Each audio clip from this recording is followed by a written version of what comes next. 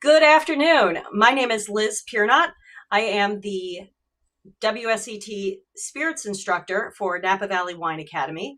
We offer not only wine classes, but we also offer WSET spirits and sake courses. And I'm the one who teaches level 1 in spirits and level 2 in spirits. I'm excited to introduce to you today Andrew Healy, who is the Irish whiskey lad. He is Dublin born and now Napa based. He's worked in a wide variety of roles in the wine industry and now works in digital marketing and educates and trains professionals and enthusiasts in whiskey, in particular Irish whiskey. Welcome, Andrew. Thank you, Liz. It's lovely to be here. Thanks for having me.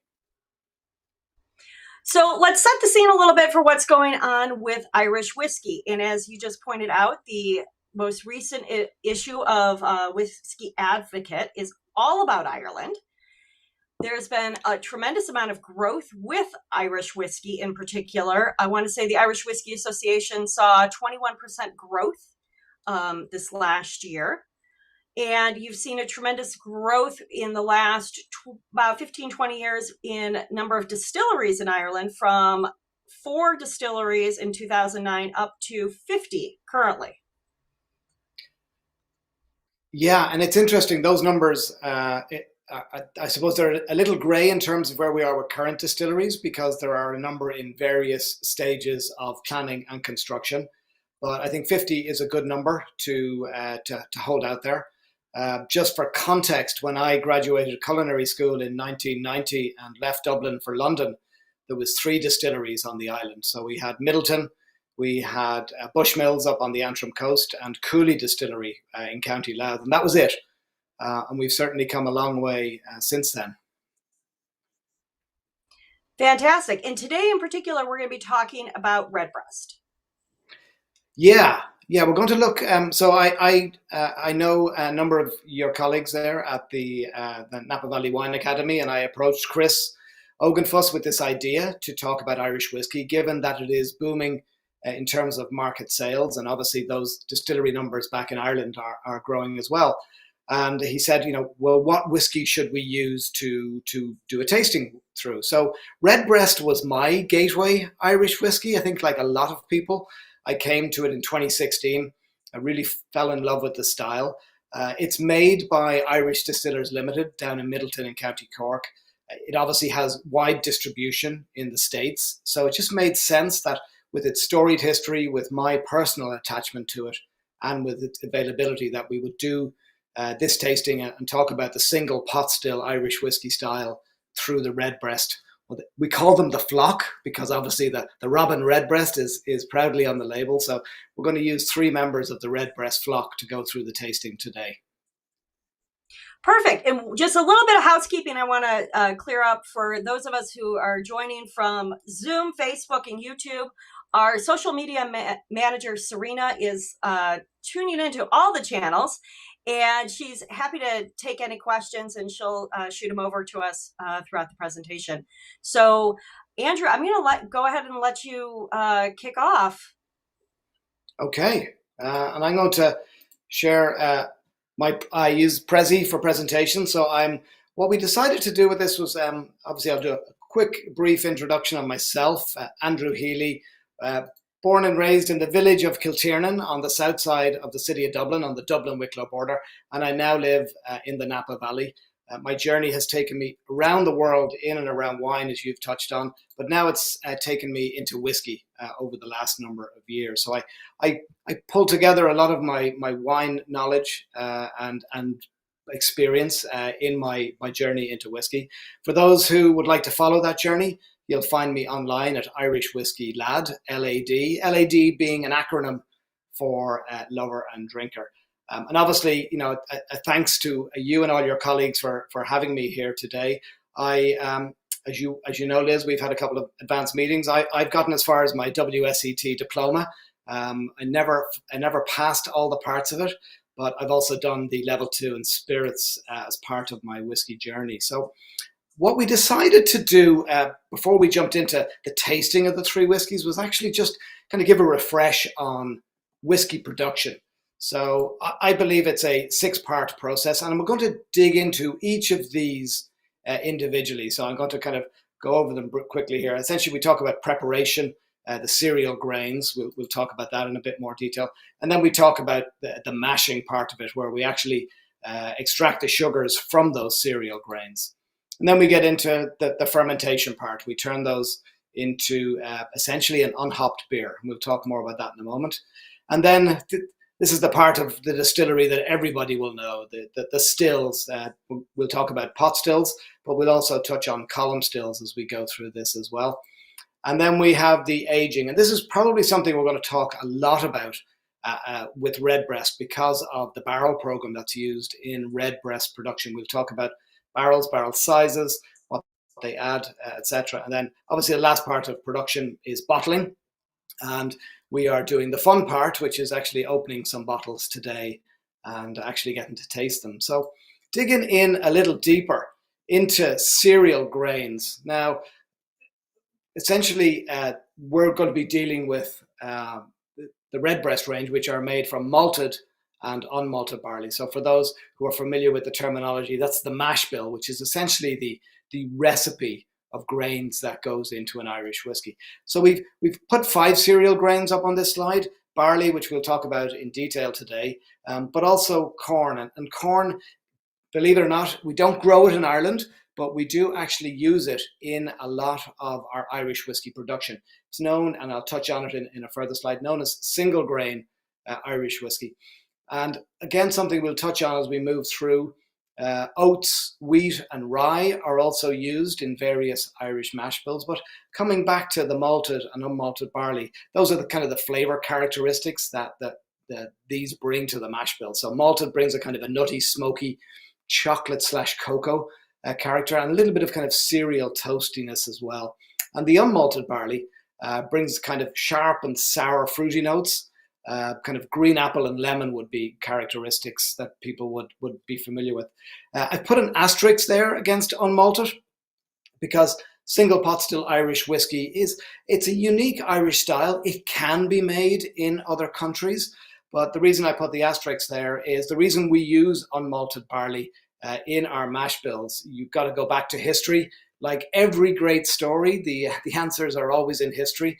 And in 1785, the British government, who were in charge of Ireland at the time, decided that they were going to tax the distillers. So they put a tax on malted barley, the Malt Tax Act of 1785.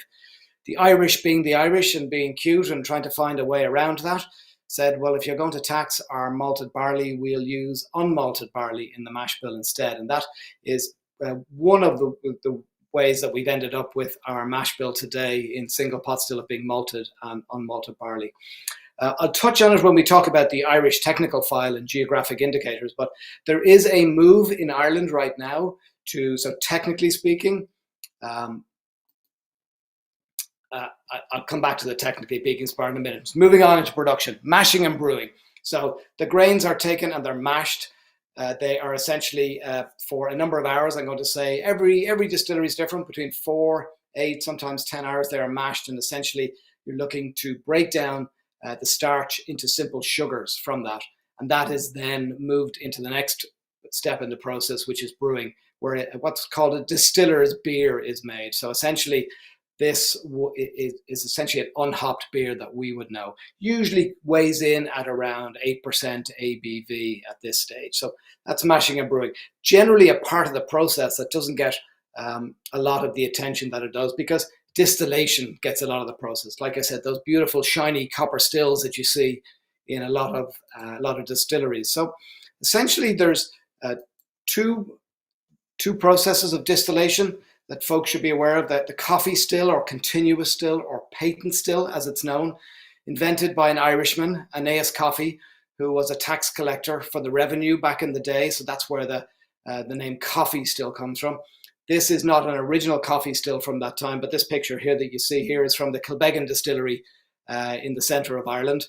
And that's essentially the continuous still, essentially used to make the process much more efficient. On the right there, you can see a set of 3 pot stills at Teeling Distillery in Dublin.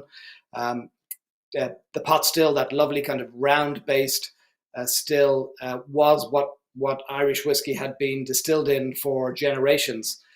We now use pot still, the pot still, for single pot still Irish whiskey and single malt Irish whiskey. And the coffee continuous or patent still is used in Irish whiskey production to make grain whiskey or single grain whiskey. And we'll come to that in another slide. So, don't want to dig in too deeply on this one. This Liz, is something that we can probably talk about at some stage as we move further through the webinar. But the whole process of distillation and how you learn about that through the WSET exams. So essentially, this is a triple distillation process. As you move through the process, it goes from a larger to a smaller still. There are a number of things that can impact flavors. We talk about reflux. We talk about interaction with the copper. We talk about the different sizes of the swan necks that move up. Some of them are round, some of them are straight. And we talk about the angle of the line arm that goes to the condenser. These all have an impact on the ultimate flavor of the whiskey. And each distiller has their own choice when it comes to that.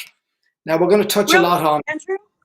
Yes. Real quick, Andrew. So on that slide, you showed that there are 3 stills up there. To be an Irish pot still, is it required for triple distillation? No, it's not. Triple distillation is not a requirement of single pot still. So it's the mash of malted and unmalted barley, and currently up to 5% of an other grain. And it has to be distilled in a pot still. So no, it doesn't have to be triple distilled, but most of them are. Thank you. Yeah, and on that tangent, Liz, and folks should know, I was just in Ireland for a whiskey event, and I spent 17 days visiting a number of distilleries. It is the eternal, that old chestnut, as we would say, triple distilled, double distilled, which is better, which brings whiskey to the market sooner. It's one of those discussions that we could probably have till we were all dead, and we still wouldn't have an answer to it. So essentially, individual distillers have their style. I visited a number who were all about double distillation and a number who were all about triple distillation. So yeah, there's no right answer on that one as to which one is better per se. And truly, this goes back to Redbreast and, the fact that Redbreast in Middleton is known for triple distillation. We automatically assume that Irish pot stilled whiskey is triple distilled, though it is not required to be. It's required to only be double distilled. There are those who proceed on for a triple distillation. Yeah, and I'm going to say, Liz, a lot of that comes from the wonderful job the marketing people have done with Jameson over the years. And if you look on the front of a bottle of Jameson, you will see that it says triple distilled. So there is Jameson essentially was the last standing global Irish whiskey brand during the dark days for Irish whiskey. So people make this automatic assumption that all Irish whiskey is triple distilled, and that's what sets it apart from Scotch. And that's not necessary. There's no hard and fast rules on that front. But yeah, those marketing folks, they plant these things in people's minds. Exactly. Thank you, Andrew. No problem. Thank you. And for other folks, if you have any questions as we're going along through this, please feel free to pop them in the chat sections of whichever platform you're watching us on, and Serena will look after those. So that's distillation. One of the things I've learned in my whiskey journey is the distillers have many different stages in the process where they can impact flavor, whether it's the choice of grains, the temperatures at which those grains are fermented, the yeast that they use in the fermentation, through to distillation, double distillation, triple distillation, the size of the stills, the angles of those arms. These all impact on the flavors. It's a fascinating canvas on which they have to kind of paint these flavors. And then you get to the area of barrels. So this is another area where there is an ability to add to the flavors, and that's why we're talking about this with Redbreast today, because the barrel play a huge part in this. So I just wanted to share this to give people a visual. You know, from my wine background, I'm very familiar with the 225 mil, 225 liter barrel that we see here in wine country. That's the essentially the second barrel you see from the left there. The one on the left is a bourbon barrel, which is generally around 200 liters. And we're going to talk about the sherry butt or the sherry barrel. That's the one that's third from the right there. That generally weighs in at around 475 to 500 liters. So different size barrels. I'm assuming the reason that we have different sizes is historical, due to the wine areas in which they come from. So the question, you know, what does that add? So the flavors imparted to what we're going to be tasting, the Redbreast range, from the bourbon barrel, we get a kind of vanilla or burnt sugar and a wood smoke character. And then the sherry butt, we get a spiced character, chocolate, cocoa, fudge, kind of a nutty, dried fruits, and it gives us a vinous texture. And I know, Liz, when we get into tasting, you're going to talk about texture. So that's something that we're all going to learn from. So now, the Irish Whiskey Act of 1980. So this is something for those folks who are looking to take WSET level 2 and or 3, you should be very aware of. This essentially codified a lot of previous laws and brought them into the modern era back in 1980. So Irish whiskey must be distilled on the island of Ireland. So that's north and south, and any of the islands that are off the coast of Ireland. It must be, and I will say, Irish whiskey legislation is relatively loose. So a lot of the language was chosen purposely to give the distillers and blenders a lot of latitude. Must be made distilled from a mash of cereal grains, cannot be distilled above 94.8%, and that the distillate has the aroma and flavor derived from the materials used. Obviously, I spelled flavor the Irish way there because I took this from the Act itself. And then in terms of storage, must be stored in wooden casks. So note the use of the word wooden versus an actual type of wood. So, for example, our friends across the Celtic Sea in Scotland, they have to use oak casks. There is more flexibility in Irish whiskey production. It just says wooden, and they're not to exceed that size. And it must be aged in Ireland for no less than 3 years. Irish whiskey doesn't have to be bottled in Ireland, but most of it is. And then we move on to 2014. So in Irish whiskey circles, you hear a lot of talk about the technical file and the GI, or the geographical indication. The GI is essentially an EU or European Union definition of what Irish whiskey is. It defines the styles and categories. It defines the production process. As I said, in place since 2014, but it is currently being reviewed because single pot still, as we're about to dive into, the folks back in Ireland are doing a lot of research into historical mash bills, and they are realizing that in the past, in the 17, the 18, the early 1900s, we had much more diversity in our mash bills at that time. So watch this space. That will change again for those of you doing exams. Things are always changing in the spirits world, but that is definitely going to change. So briefly, Irish whiskey styles. We're looking at pot still whiskey. So I put the word single in brackets there. In Irish whiskey legislation, the word single is used when the whiskey is made at one single distillery. So you'll find a number of pot still whiskies, but they have not been made at one distillery. The same with malt and the same with grain. So single pot still is the pot still whiskey made at one distillery. So currently, this is a minimum 30% malted, minimum 30% unmalted, and 5% maximum of an other grain. What we are tasting today are going to be 50-50s of malted and unmalted, and it must be made in the pot still. Malt or single malt Irish whiskey, pretty easy on that one. Malted barley only, 100%, and must be made in a pot still. Single grain Irish whiskey. This is what throws a lot of people with Irish whiskey. Generally made from corn. We don't grow any corn in Ireland, so this is all imported. This would have started about 100, 120 years ago. I would say that single grain or grain Irish whiskey is the workhorse of Irish whiskey.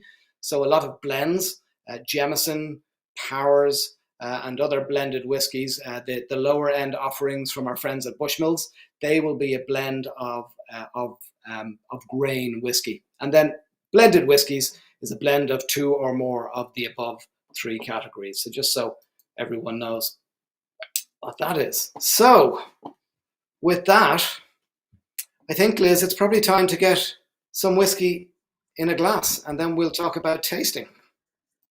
Perfect. I've already got the first one in a glass. So for folks, we're doing for those who ordered the tasting pack. So that's the tasting. I've obviously taken my 3 bottles out, so I have them here. But first, we're going to do them in the order they came in the tasting pack. So we're going to do the Redbreast 12-year-old first. There's my little mini that I'm about to crack. And those of you who've been keenly observing my background, I can vouch for the fact that it's not virtual. It is real. And you can see over my right shoulder here, I have a number of the flock are still on the shelf. I have the 3 that we're tasting down here on the bar with me. So we're going to taste the Redbreast 12 to start. And Liz, we're going to kind of dig into it in terms of its flavors, where they come from. So you've got a Glencairn. I've got a Tua wine glass, which is a relatively new Irish whiskey tasting glass. And I hope folks have glasses. So I'm going to pour some in here. And truly, when it comes to glassware, ideally you want something that curves in, whether you're dealing with a Glencairn or an Irish whiskey glass or even the Kentucky bourbon glass. You know, it could be a wine glass that just tulips in. You know, the most important thing is that it is, 1, a clean glass, but then 2, ideally something that would curve in a little bit. Yeah, and I've got, let me just step away. The other glasses that I've used are, obviously I've got a Glencairn glass here, which you're talking about. A lot of people in the industry, Liz, seem to use a Copita style glass. I've noticed that at a lot of distilleries. Honestly, I'm not surprised, just knowing the pricing of Glencairns in particular, and the Copitas are much more reasonable and affordable pricing. Yeah. So we'll go through so let me just pop my slide back up and just kind of give people a little bit of a background on this before we jump into tasting it. So Redbreast 12-year-old. So the 12-year-old is the youngest whiskey that goes into this blend. Obviously, our friends at Irish Distillers in Middleton don't tell us the exact blend, but it is guessed by people online that there is some at least 17-year-old whiskey that goes into this blend. So, and obviously, you know, you look there at the first point on this, the 5th best-selling Irish whiskey in the US. So after Jameson and Tullamore and Bushmills, this is actually number 5. Sold about 60,000 9-liter cases last year. And given that it's a premium whiskey, this now sells and we could touch on this for the later whiskey. Irish whiskey, like a lot of whiskeys, has gone up in price, unfortunately, over the last number of months. But this sells for around kind of $58 to $70 a bottle. And for it to be the 5th best-selling in the US is pretty special for a whiskey of its price. As I said, 50% malted, 50% unmalted barley, and aged in ex-bourbon and Oloroso sherry barrels. And that I've touched on barrels a couple of times already. So probably we'll come back to barrels. But what I want to do now is talk about tasting whiskey. So excuse the fun emojis. So appearance, nose, and palate. For those of you who've gone through WSET tasting, and Liz obviously can speak more to this, there is that wonderful WSET structure that allows you to really dig into a whiskey. But I wanted to share some of my tips, and I picked up a couple of these when I did my level 2 last year. So the first one is to use 2 glasses. So what I tend to do for that is I'll pour it into one glass. I will take a second empty glass, and I'll go back and forth a couple of times. And for me, what that allows me to do is this empty glass, which has obviously had a bit of whiskey in it, I'm able to take a much bigger nose of that. And it really allows me to find more of the flavors and aromas that are in there. So that's kind of my first trick on tasting.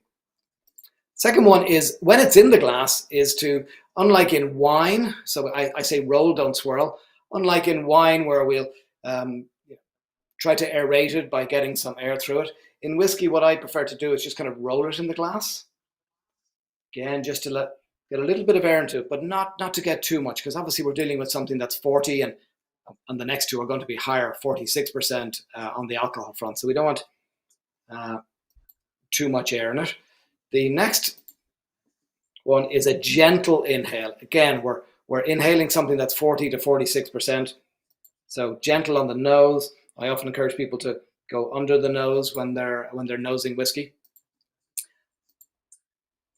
And then when you get it into your mouth, one of the differences I've had, obviously when we taste wine, it's always good to compare it to wine. We often will suck in a little bit of air into our mouth to open it up on the palate.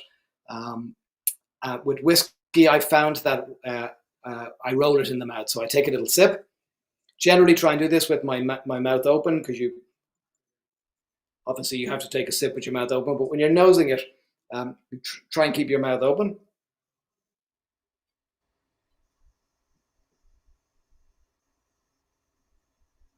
But I tilt my head backwards.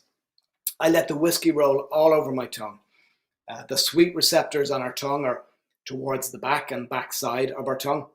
And a lot of the flavor characteristics in whiskey are sweet, and that's where they get picked up. A lot of people will drink whiskey and it'll miss the back of their tongue by the time they drink it. So that just allows the whiskey to roll all over your tongue. Obviously, we got to breathe after you've taken it in. Breathe in through your nose and out through your mouth, or vice versa. It's different for everybody. And again, that just allows you to pick up more of the wonderful flavors that are in the whiskeys.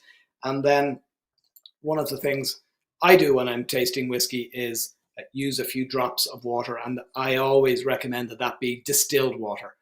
We are tasting a lovely distilled spirit. And I think respecting the art and craft of the distillers and blenders by using distilled water when we put a few drops in. Those are my tips.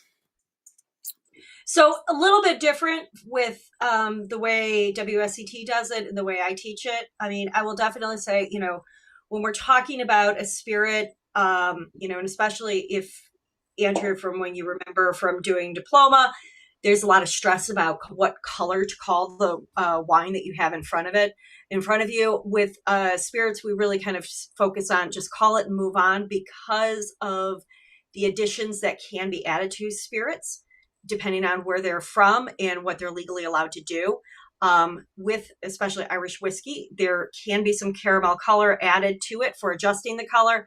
So truly it's, take a look at the color, go ahead and, when you're making those calls, call it and then continue on. When we're talking about nosing and tasting, I really do have a conversation about with my students regarding what their comfort level is with tasting spirits. If they are used to drinking cask strength spirits, then they are coming at it from one end of the spectrum, versus if you're coming at it from the wine side, or they're not used to tasting spirit straight, then it's a very different experience. So really, this is something I really encourage students to kind of have a little bit of a discussion with themselves about, so that they are prepared. Otherwise, they're going to be going in and tasting something that's 40% alcohol, and it's just going to knock them over. So, when you're going to smell, you don't have to swirl. Don't shove your nose right into the glass all the way. Take it a little bit more gently if you're not used to drinking spirits straight. So this is just some things I kind of prepare with. When you are smelling, bring your nose in, breathe in while you are smelling. So you've got your nose there, and inhale at the same time, and then approach a little bit later, because you just don't want to blow out your nose completely. Then definitely go ahead and do the nosing.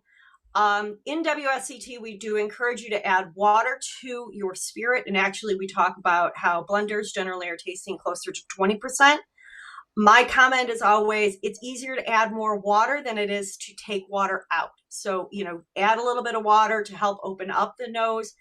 I normally, when I am having whiskey on my own, for my own enjoyment, not for an exam, I drink it straight and neat.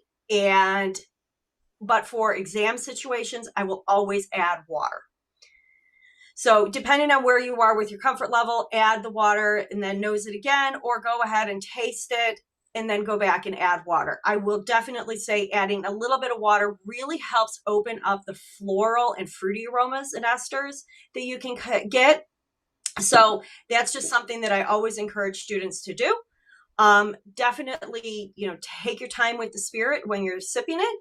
But those are just, in many ways, I like the rolling of the glass versus, swirling, because we always trying to get students to not do that. But that's a great tip. But just some different ways of tasting and just some different things to think about when you're tasting whiskey. No, and it's great to have your input. Obviously, you tutor people through exams, so you have a lot of experience on this front. And I suppose I'm the other side of the coin. I've found what works for me, and I think with practice, everybody will find what works for them. Um, when I went through level two, I actually struggled when I diluted various spirits down to 20%. To me, it didn't work for me. So I actually would I didn't do it methodically. I didn't get out the pipettes and the measuring tubes, but I would take it down usually to about 30%. That worked for me. Um, and one of the things we'll talk about as we go through the next couple of whiskies is they've got higher alcohol. They're up at 46%. Sometimes I find, again, this is personal, I find that elevated alcohol actually brings out some of the flavors. So diluting it down to 30 or 20%, I personally struggled with that, but I think the point in there is that everybody's ability to taste is based on their own experience. So find out what works for you, and it'll definitely help you get more out of the drinks that you're tasting. So Liz, on that front, taste. So Redbreast for me is a classic. I call it Christmas cake.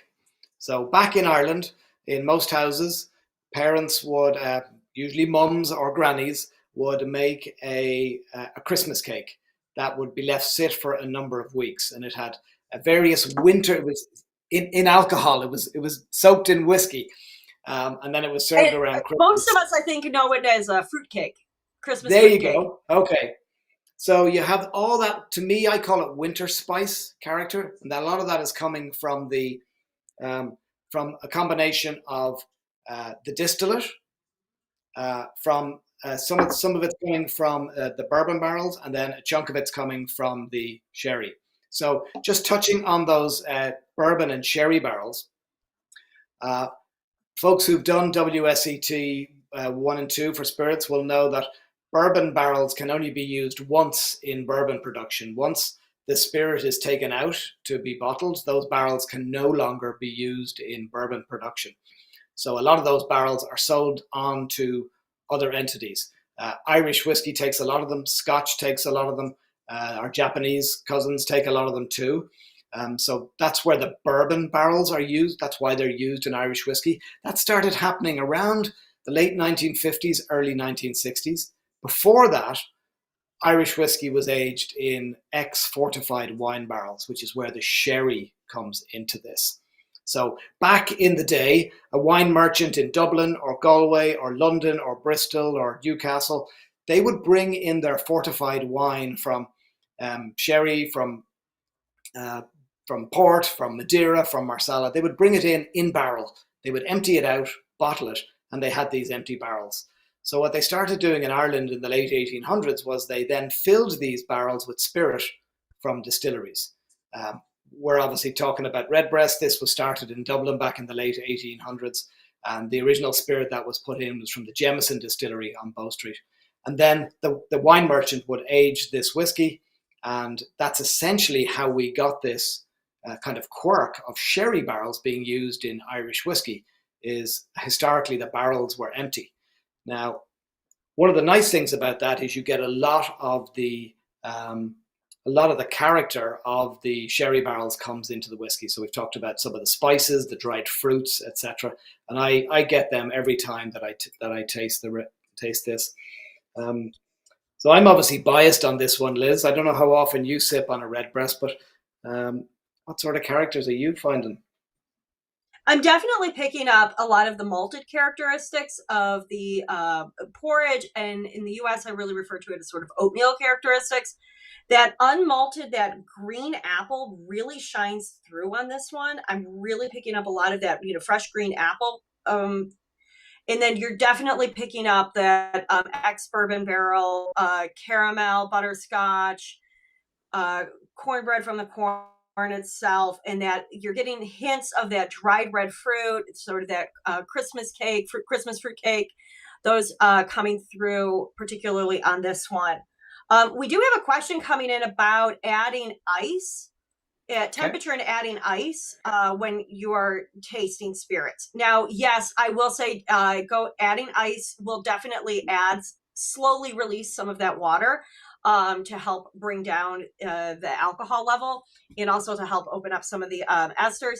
I will tell you, there is some debate going on about, ice and how much does that sort of bruise the aromas and the flavors and everything else. And personally, from the wine side, I find sometimes when the alcohol is a little disjointed, if you chill that bottle by about 5-10 degrees, it really becomes better integrated. And that's something that I really want to play with a little bit more with spirits. I am one that you drink your whiskey how you like it. You want to add water, add water. You want to add ice, go ahead and add ice. You want to make it into a cocktail, go ahead and make it a cocktail. If you want to do it neat, go ahead and have it neat. I am not going to tell you that you have to drink your whiskey one particular way. In an exam setting, that's a little bit different, or in a classroom. But when you are enjoying it at dinner or at home, definitely do what fits you best. And Liz, I would second that motion. I call it the democracy of whiskey. If you have bought your bottle, then you do what you enjoy with it. But I think you're right. In an exam setting, there are various things we're trying to find. I drink my whiskey generally. I'll sip it in the evening, neat, and then depending on the whiskey, the higher the alcohol. We'll talk about that when we get into the second and third one. I will add a few drops if I'm drinking it without ice. But often we will have a whiskey over a large 2-inch ice cube, so you get a really slow dilution that you touched on. And I'm a little bit of a snob when it comes to my ice. I make my ice cubes with distilled water. Again, coming back to respecting the art and craft of the distillers. And I find that often if I order a whiskey when I'm out, I have to ask for water, because most of the whiskey that I'm now drinking that I don't have a bottle of here is pricey stuff, and it's weighing in the high 40s and sometimes into the cask strength area, into the low to mid 50s.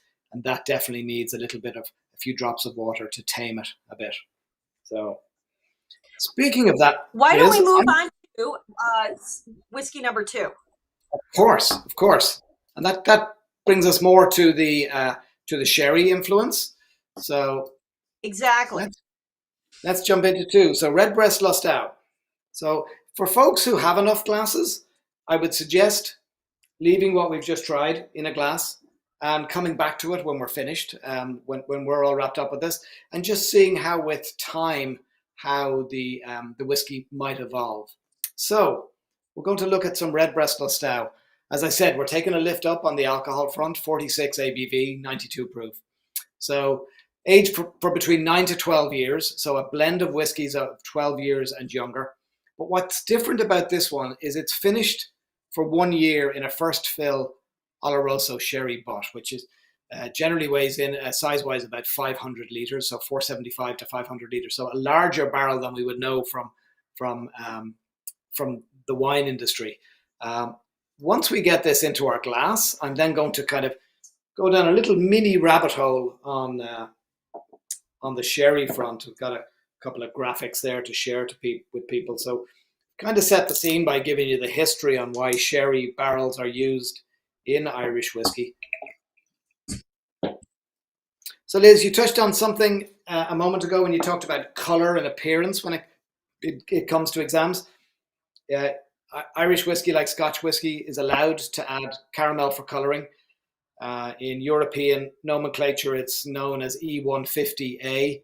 It doesn't have any impact on the flavour, doesn't add any sweetness to it. Most people would think that it does. And of course, we further compound the complication by using the word caramel when we're actually talking about some of the flavors that are in whiskey, but they are not related.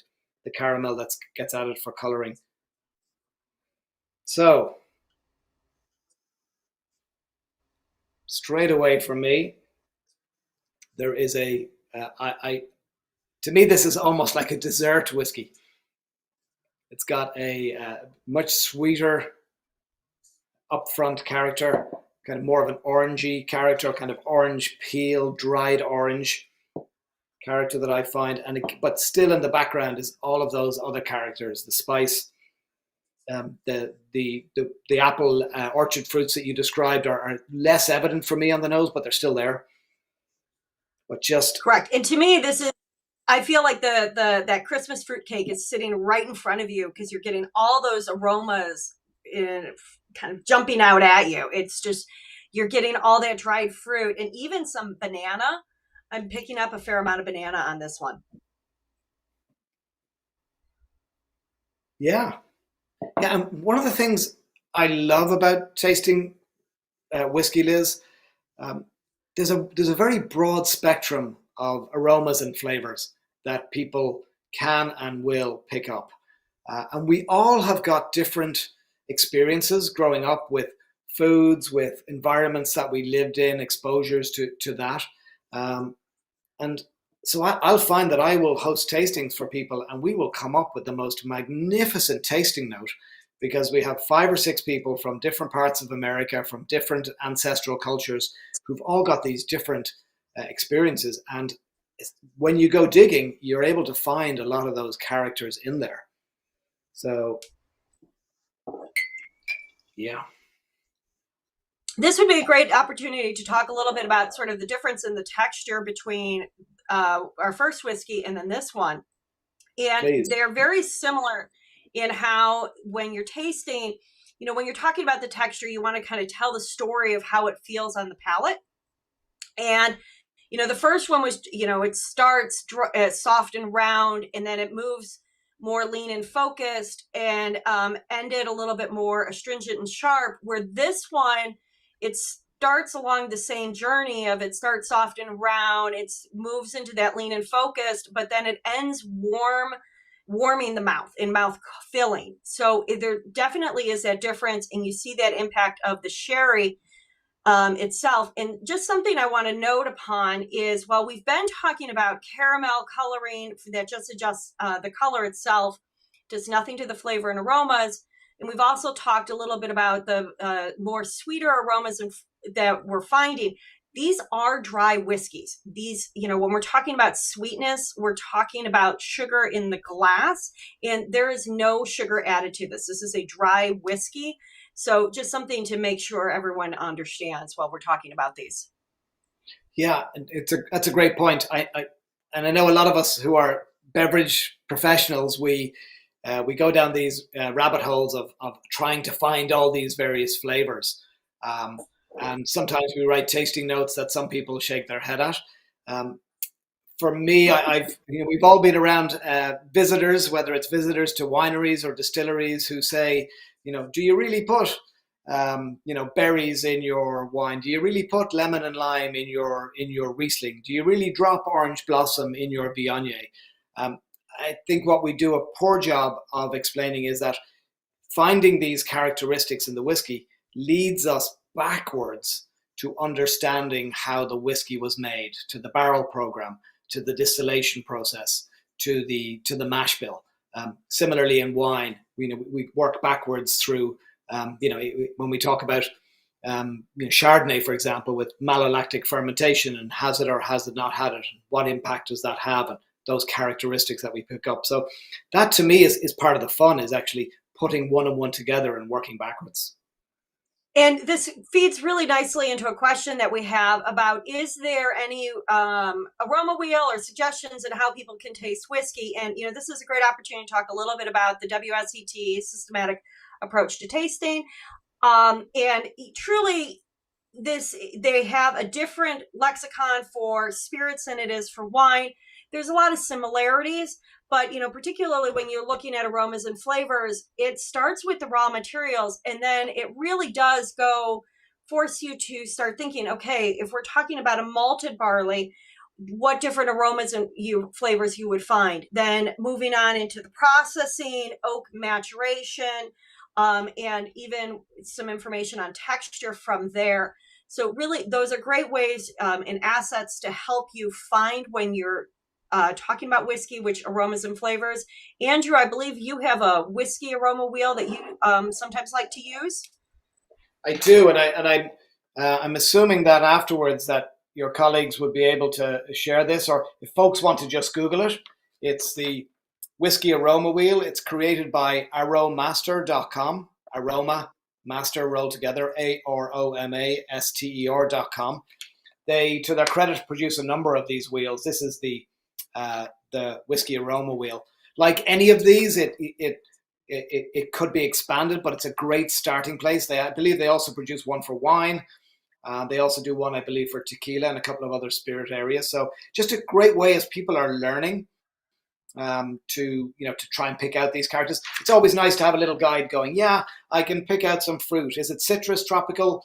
They call it poem here. I would call it orchard fruit. Is it stone? Is it red? Is it dried? And where in the citrus is it? So it's just a great way to guide people through it. Just coming back to the characters in that, Liz, and thank you for the kind of the textural description there. That was really interesting to hear, and I agree with you. I'm going to guess that people are picking up on the fact that there's a little bit of warmth as this goes into the mouth. This is at 46%. So you find there's more warmth, more of that alcoholic prickle, I call it. And for me, this would benefit really nicely from 2, 3, 4 drops with the dropper. But I find it's got a lovely round mouth-filling finish. To me, there's a lovely orangey character that comes through. And with that, I'm just going to kind of go down a couple of slides here on the sherry rabbit hole. So thanks to you and your colleagues for making such a beautiful topographical map of the Iberian Peninsula here. And when we dig into it, we head down here. So just so folks know where sherry is, or the Jerez region down there, centered around Cadiz, down in Andalusia, down in the south of Spain. And then kind of looking at the sherry styles, the majority of the barrels or sherry butts, as they're known, that are used in Irish whiskey aging come from these two areas of sherry styles. They're Oloroso and Pedro Jimenez. And these are the sweeter styles of sherry. So that's that kind of richness that I'm getting when I taste the Lustau. And obviously Lustau being Bodegas Lustau, one of the more famed sherry houses down there. That's where these barrels come from. So just kind of, I never thought as I got further and further into Irish whiskey that I actually would be revisiting the fortified wine module of the diploma that I did back in the day. But it's funny how all of this wine knowledge comes back to help. So yeah, that's. Do we know specifically what type of sherry they use, or is it just? So it's Oloroso barrels for the Lustau. Okay. So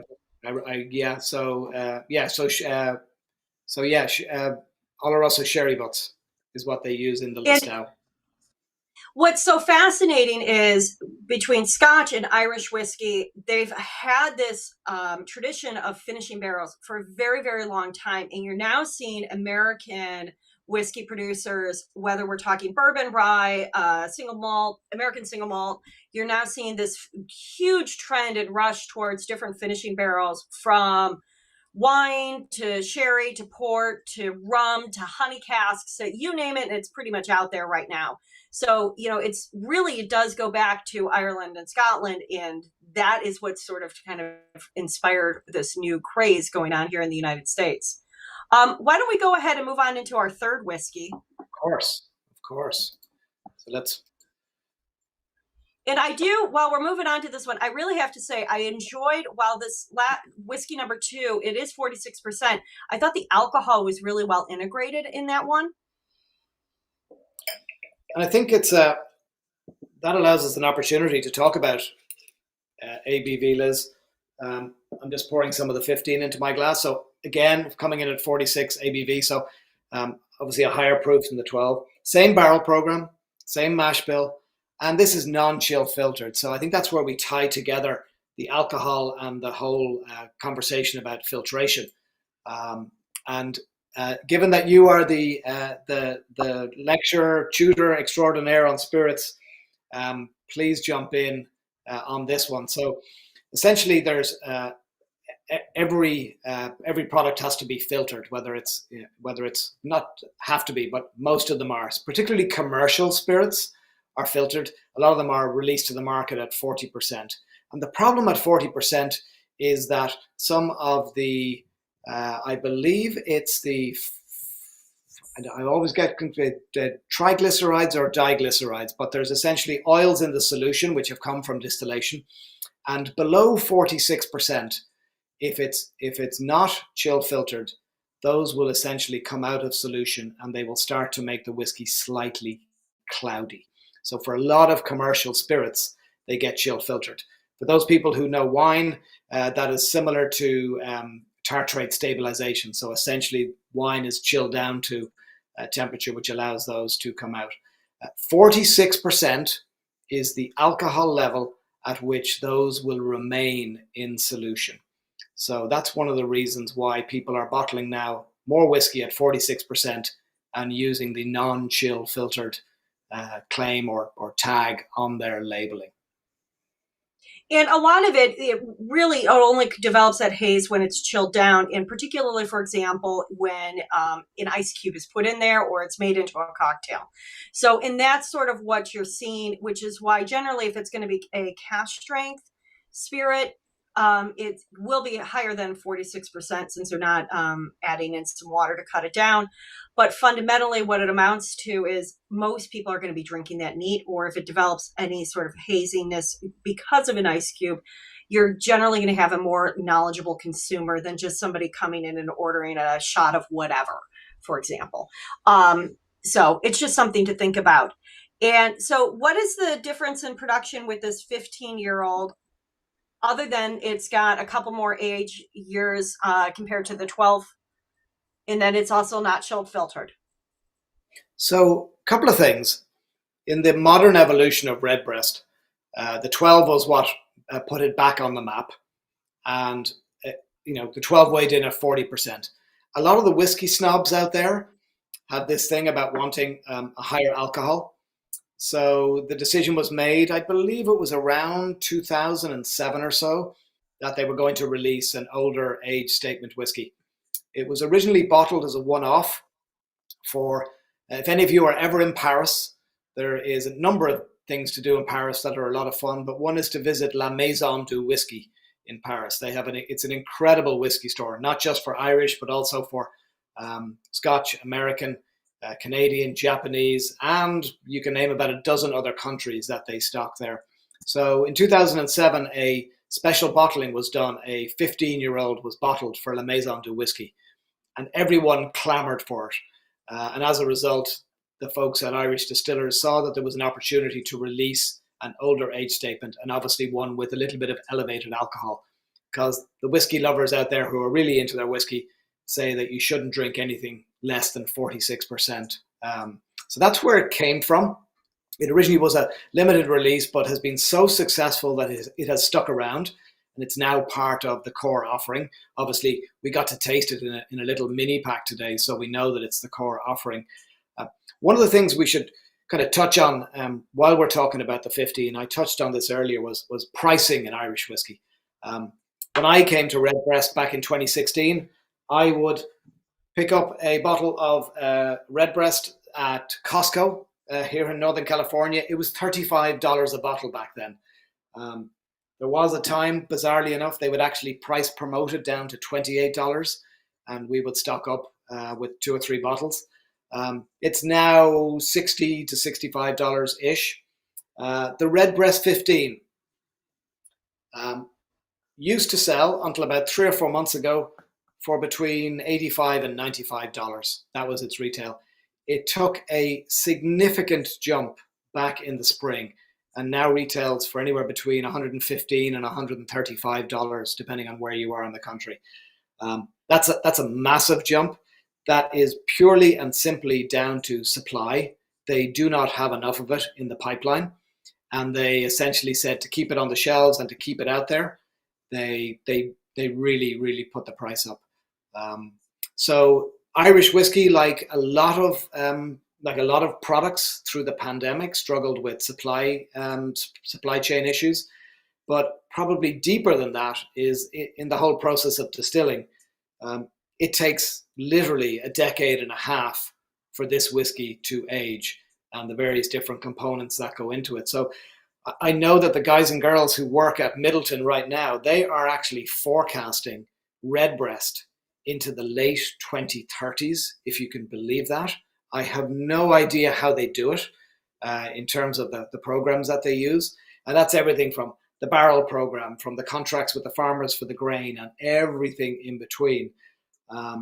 So yeah, the 15 has evolved into a core offering because of the demand from whiskey lovers who like the elevated alcohol style. Now, just going back to talk a little bit about the aromas and flavors, in comparison from our first whiskey, the 12-year, to the 15-year, since they're same barrel management program, this one I'm getting a lot more aging notes. I'm getting some mushroom, some leather notes coming across on this one. I will also tell you that the finish lasts a lot longer for me, and it just seems to hang out there forever, in just having tasted it from when we first opened it to even now as I'm talking, I'm still picking up new aromas and flavors. So you're getting tons of complexity that you are picking up from that those extra 3 years of aging. Definitely a little bit of water helped integrate that alcohol a little bit better and just really helped open up the spirit. I am getting a question about, I know it's technically not whiskey, but is there anything on the horizon for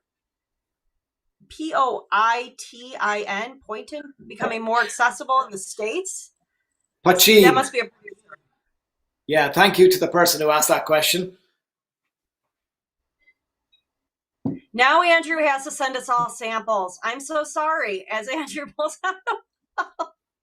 So it's not a virtual background, folks. It's the real deal here at the bar. So I have two Poitins in my selection. That's the Mad Marcher, and this is the Glendalough Mountain Strength Poitin. Poitin has a wonderful, colourful history. Obviously, it's a clear spirit. It was the illicit spirit of Ireland, the equivalent being moonshine here. It is something that has been able to be made legally in Ireland since 1997. There is a technical file for it, and it has a GI from the European Union as well. It's recognised as a uniquely Irish spirit. On my journey back to Ireland recently, I was privileged. I visited, I'm sure some people are going to smile when I say this, I visited 12 distilleries in 17 days and went to a 2-day whiskey event in Dublin called Whiskey Live, and was lucky to connect with a load of wonderful guys and girls who are doing some great things. I went to the west of Ireland. I went to Galway, Sligo, Mayo and Donegal, and I tasted a lot of Poitin that people are now making commercially. And I have to say, I was truly impressed with a lot of what's happening. To the question about access here, right now we're limited. Mad Marcher being a commercially made Poitin, which I actually think is great in cocktails as a replacement for vodka, because it has a little bit more of a kind of an unctuous, oily character to it. What I would say about the Glendalough, they call it mountain strength. It weighs in at 54%. So be really careful of that one if you do buy some. But we're going to see, I'm going to say in the next 6 to 18 months, we're going to see a number of Poitins come. Some of them have been, you can age a Poitin for 7 weeks in a barrel under the law. So some of them have been aged in X beer, to your point, Liz, X various barrels, and they just get this tiny little bit of color in them, which gives them a little bit of flavor. For those of you like me who live in California, it's one of the first states that a lot of Irish whiskey gets distributed in because of our relatively flexible and liberal shipping laws. So you can essentially ship to almost every state from here. So So a couple of people that I know will be sending some poachine here. One is a wonderful distillery in Galway called Mickle, Micil. So they have said they're about to launch in the US probably by the end of this year. I was lucky enough to visit them. And there are a couple of other people who are looking to launch their poachine here as well. So when I host a tasting here in Napa, I try and start my tasting of Irish whiskies with a poachine-based cocktail. And it's just a great way to weave the history of poachine into tasting. So I wasn't expecting a poachine question on a Redbreast tasting, but as you can tell, I'm very happy to get it. So, so Liz, I agree with you on the tasting front there on the 15.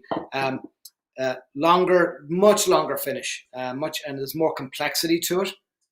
It's interesting. As I've said, I'm a self-confessed Redbreast 12-year-old lover. It's what got me started on this journey 7 years ago, and it's still a whiskey that is one of my go-tos. For me, the Redbreast 15 is because of that complexity. It's not an everyday drinker for me. It's a bit of a treat whiskey. I will add that you can go from here further up the scale, and I did have the next slide after the Redbreast 12 was the one we already touched on. I had a slide there about neat. I had this slide here, which we've already touched on that one and how to drink it. But here's the Redbreast flock in terms of its core offering currently. So we've done the 12, we've tasted the Redbreast Lostau. The third one there in the middle is a cask strength 12-year-old, which for me is definitely interesting. I'll be honest, I struggle with cask strength whiskies just because of the elevated alcohol. The 15, the 21, and the 27. I've had some 21, and to me, it kind of takes the 12 to a whole other level. To me, the 15 is a really interesting in-between one. The 21 was described to me as somebody when I was back in Ireland as life-changing. I'm not sure if I'd go that far with the whiskey. And then obviously you saw there at the end of the graphic a Redbreast 27. I haven't had the privilege of a Redbreast 27 yet. They now cost $600 a bottle, and generally can only be got at auction at this stage. Redbreast often. Sorry, Liz, you wanted to jump in.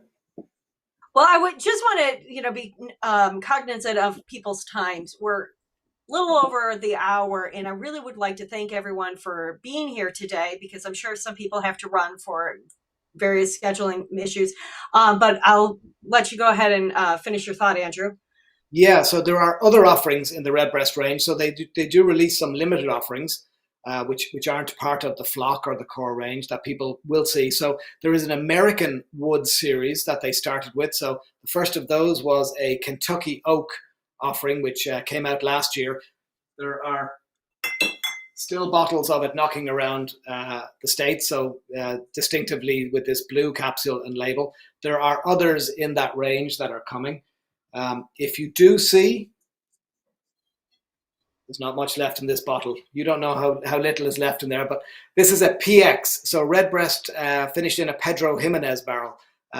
This was released just in Ireland and the States a couple of years back, and no longer available. But if you do find it out in the wild, as we say, I would suggest you grab a bottle of it. It's a magnificent bottle of whiskey.